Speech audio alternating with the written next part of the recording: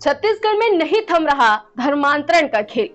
हाल में शिव विष्णु कुछ नहीं कर सकते कहने वाला एक पास्टर जांजगीर चांपा जिले से गिरफ्तार हुआ है। जानकारी के मुताबिक जांजगीर चांपा जिले के उदयबन गांव में एक घर पर चंगाई सभा का आयोजन किया गया था।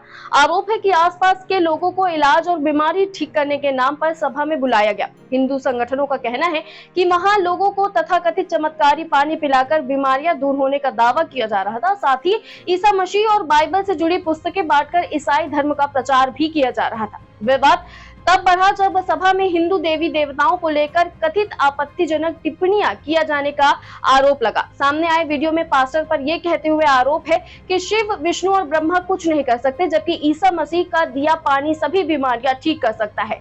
शिकायत के बाद पुलिस ने एफआईआर दर्ज कर पास्टर समेत 2 आरोपियों को गिरफ्तार कर जांच शुरू कर दी है। ऐसी लेटेस्ट अपडेट्स के लिए वैम छत्तीसगढ़ को सब्सक्राइब करना ना भूलें।